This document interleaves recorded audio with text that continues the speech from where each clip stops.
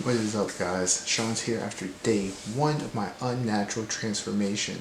So, side effects. After 1 day, 24 hours, it's already happening. TREN sweats. So today I sweat all day long, and on top of that, after my injection last night, TREN cough snuck up on me, but I was able to withstand it for just a little bit. You feel it in your chest, you feel it in your throat, and you just want to cough your lungs out. So, those are the 2 side effects I've experienced already. Stepped on the scale at 221.4, and that's about it right now. Nothing else to report today. So, in the next couple of clips will be my shoulder workout for day 2, which will be in a couple hours.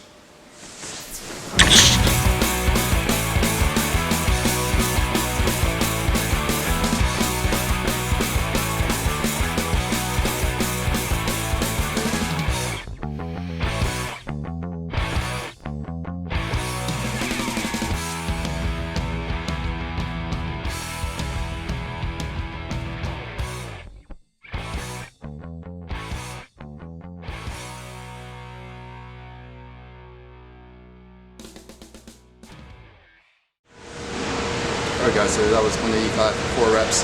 So before quarantine, I was at 225 for 5. So we're going to see if we can get back to where we were, especially in this 30-day cycle. We keep on pushing. We'll go for 5 this next time. My safety standard set.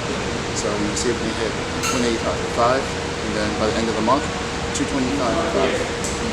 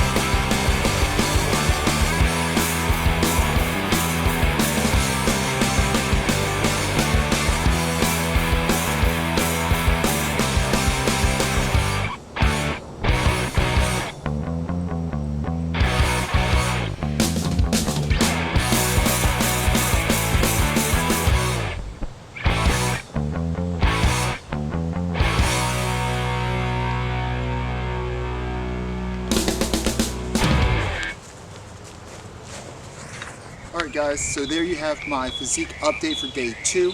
It's been 36 hours. There's only been 1 injection of a test prop, trenbolone acetate, and masteron.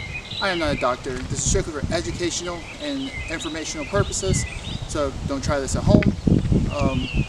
So my workout today was great. I was definitely sweating a lot. I'm noticing a little more lines already, and it's only been 36 hours. I have cleaned up my diet just a smidge. It's about 70% clean, 30% dirty.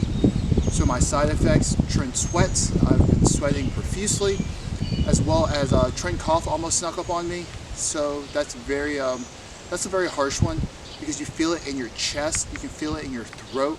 It's very, very painful. So TREN cough is definitely real.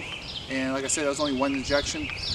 With that being said, current physique update, I'm already seeing a little more lines, a little more definition, and I'm excited to finish out this 30-day transformation.